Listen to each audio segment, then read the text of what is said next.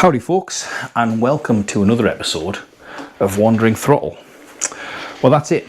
Scotland Shred 2026 is officially done and dusted. Over the last few episodes, we've ridden some of the most incredible roads that Scotland has to offer. We've also battled with less than ideal Scottish weather, and we've taken in some breathtaking locations and honestly had an absolute blast doing it. But now it's time for the debrief. So we're looking at what went well, what didn't go so well, and what we would change next time. And hopefully some of the lessons that I've learned along the way might help you when you're planning your Scottish road trip adventure.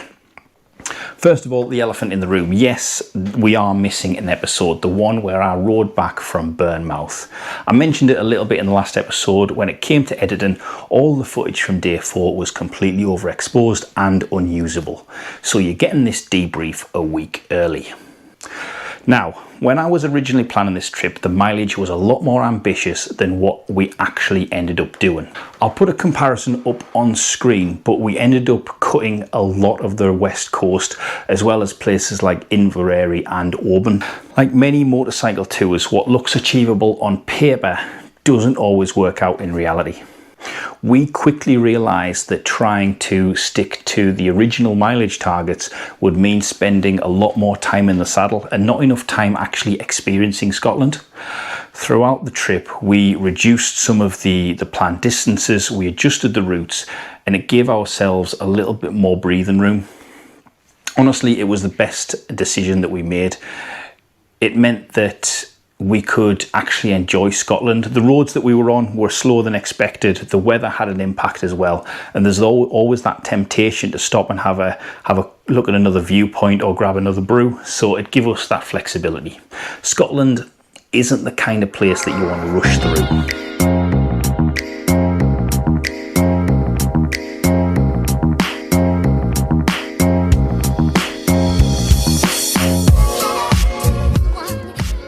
So, what went well? The biggest success was actually the route itself. Even though I've just mentioned that we had to change it, it was a huge success. We managed to cover Glencoe, Moffat, Portpatrick, the Mennock Pass, the A82, coastal routes and Loch Lomond. There really wasn't a bad day of riding. Every day offered something different, a different challenge, a different bit of scenery. It kept the whole thing interesting. Then we've got the accommodation. First night was in the Buccleuch Hotel in Moffat. Again, thanks guys, that was absolutely incredible.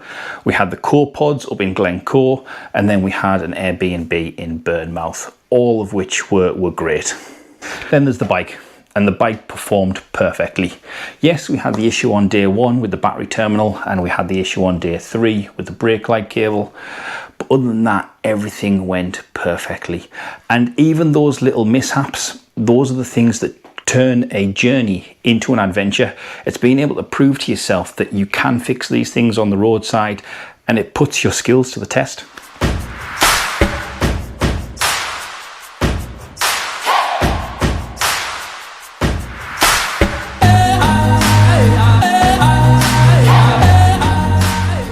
Now let's talk about the things that didn't quite go to plan. First up, the weather. Now, I'm not as naive as to think that I'm going to head up to Scotland and get 4 days of perfect weather, because it's Scotland. It ain't going to happen. Unfortunately, some of the rain ended up damaging or ruining footage around Loch Lomond and the journey up the A82. There were parts that I was really looking forward to showing you guys that just didn't survive the conditions. And that's one of the downsides to riding and filming adventure at the same time. Sometimes you only get one chance to get that shot, and sometimes the weather wins. Then we've got the lost episode. I mentioned it at the beginning of the video, but episode 4 was actually supposed to be the ride back home from Bournemouth to the Wandering Garage. The original plan was to have the series finish up with a proper road trip episode heading back south and wrapping things up on the bike. Unfortunately, the footage from that day turned out completely overexposed. And that's completely my fault. I've been experimenting with ND filters, and let's just say I've learned a valuable lesson about checking the settings, previewing the footage properly before committing to an entire day's worth of filming.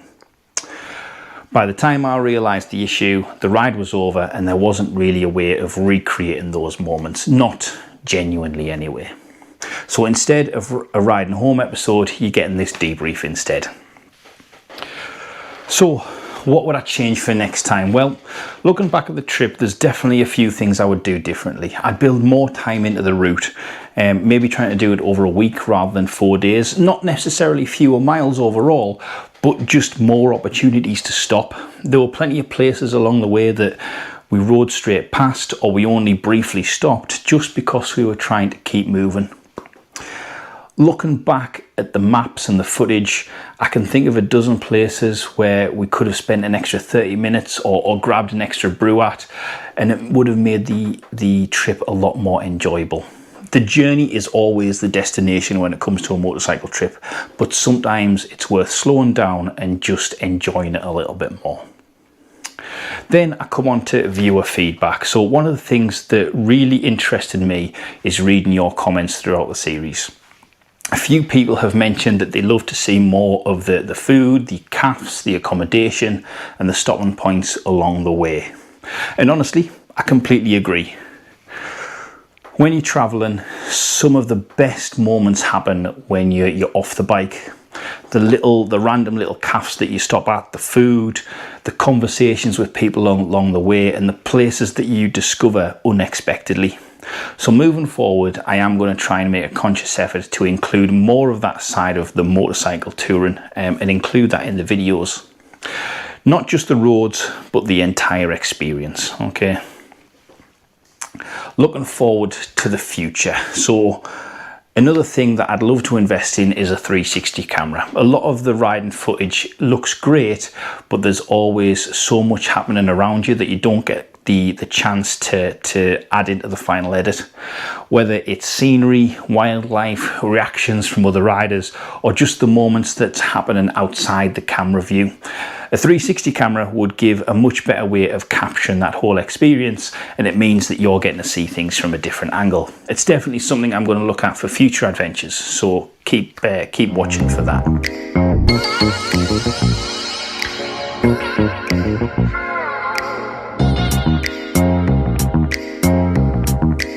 What's my final thoughts? Well, overall, Scotland Shred 2026 was an incredible trip.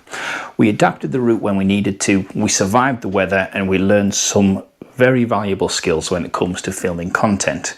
But most importantly, we created some fantastic memories along the way.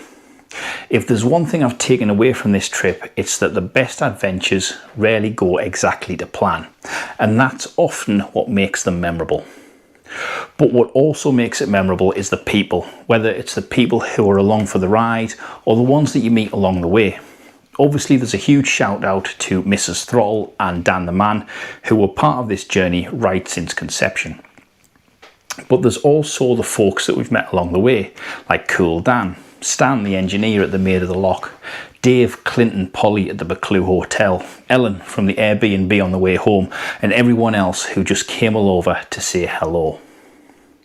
And of course, there's a huge thank you to everyone who's watched this series, left comments, shared advice, and followed along the journey. There's plenty more adventures to come. We have the Peak Shred 2026 with the Durbinator and maybe some other special guests, and obviously there's the usual footage of me just riding around the northeast to come.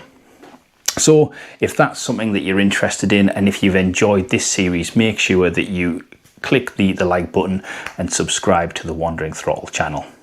And hopefully I'll see you on the next ride. But until then, I'm going to go for a brew, and I'll see you in a few.